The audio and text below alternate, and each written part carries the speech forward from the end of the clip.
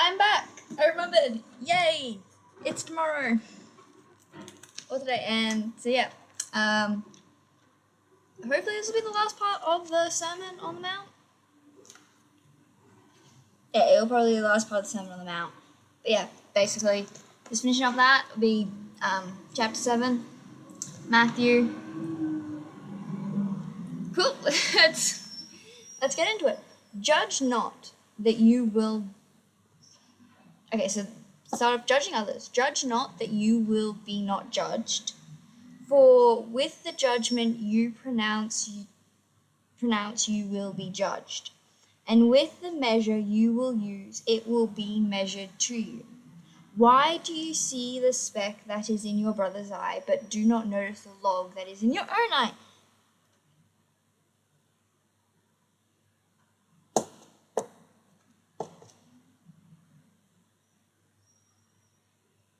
How can you say to your brother, let me take the speck out of your eye, when there is a log in your own eye?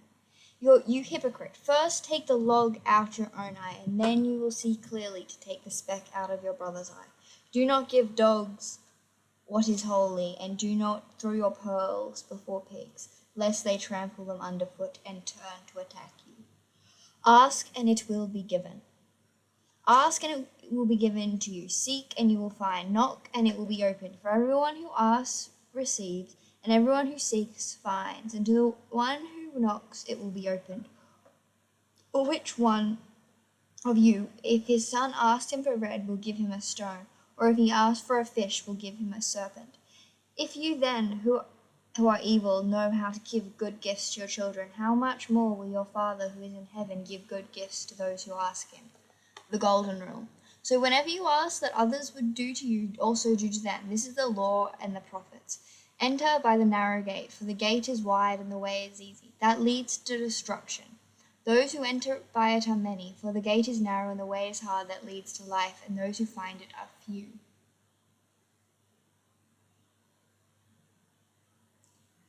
The tree and its fruit.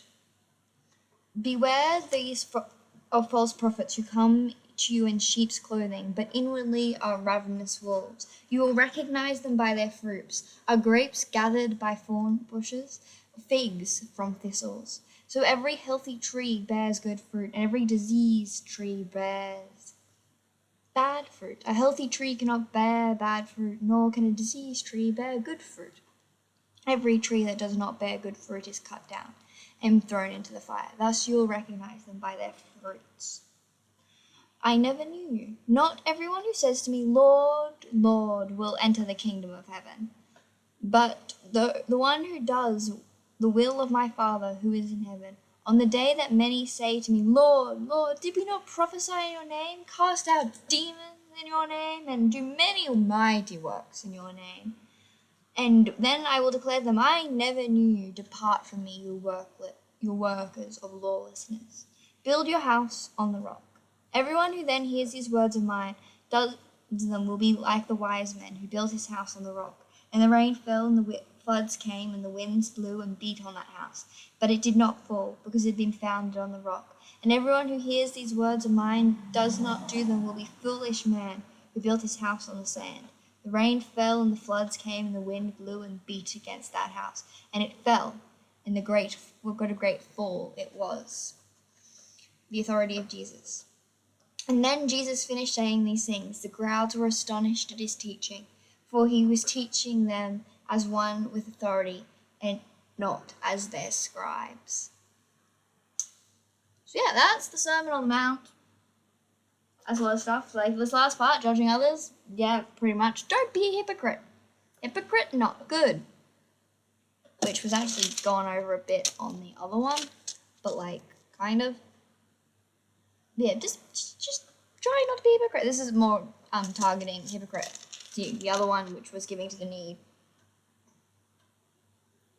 was I think more about intentionality. As like if you're doing it good things for the wrong intentions, still bad.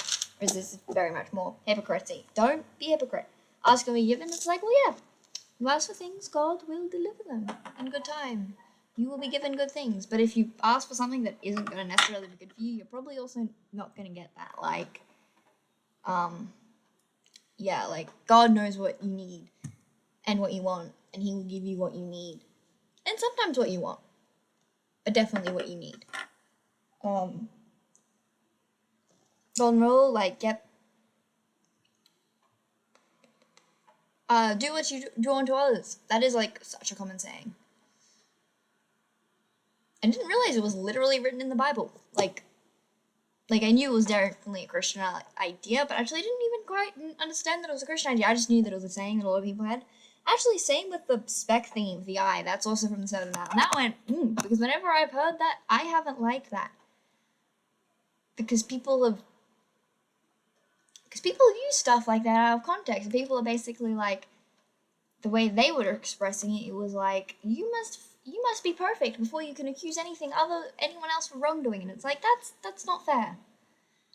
That's not fair. Like, don't be a hypocrite. Don't point out someone else's flaws without trying to first fix your own flaws. That's one word saying. Like, try and fix if you have the same flaw as them, you should notice the flaw in yourself. So you should try and fix your flaw as well. And help each other, basically. Like, if you have the same flaws as someone, make sure you're working on your flaws, but also, even though you might not fix your flaws completely, but start helping, but maybe you can start sharing what you're doing and you grow in companionship. But it's kind of like, not judge people for things you are doing. That is like, don't be a hypocrite. Just don't do that. False prophets. They are troublesome, and they are few and great, and they are people who say they have the word of God, but are lying. And sometimes they're not. Like, basically any TV preacher, like, immediately, do not trust them. They are charlatans, liars, false prophets. But, like, also, just people in general, like, there are so many, like, Andrew Tate, like, he's a guy who, incel culture, I don't know what he's doing, but he's spewing a lot of bullshit nonsense about shit, and it's like, he would count as a false prophet. Like, he's not claiming to be a Christian or anything, but he is definitely lying and leading people astray. Like, he's pretending he's all good, and he's not. He's a horrible person, and he will make you. And you can see it by the fruits he bears. He doesn't have good fruits of the Spirit, and like patience, love, joy, kindness, peace, prosperity. No, he definitely does have prosperity. When I thought prosperity, I was thinking fulfillment of life. He definitely doesn't have fulfillment of life. He is probably a very miserable man. Yeah, basically anyone on those kind of things, yeah, they're definitely not happy at any stage of their life. Build your house on the rock. That wasn't from the Sermon on the Mount. I like that parable. That's a fun parable. I feel like I've done that. I hope I've done that.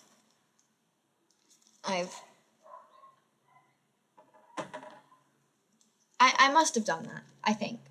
And if I didn't do it in the past, I definitely am now.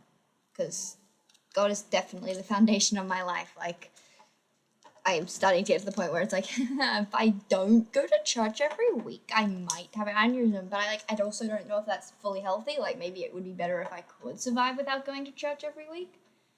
When I ever get to the point where I don't need to go to church every week, I'm not going to intentionally not go to church, but sometimes you can't go. Like the other weekend, I was camping with my family, and that's also something good to do. I'm not going to skip out on an entire camping trip just to go to church, except I did do that earlier in the year.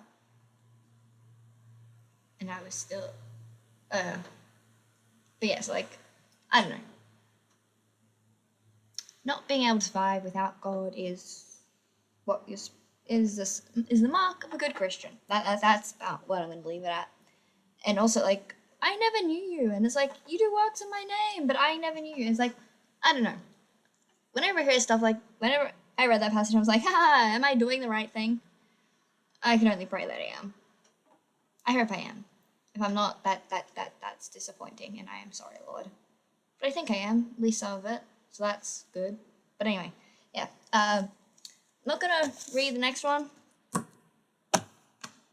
yeah, leave it there today. Be back tomorrow. Should actually be doing it. And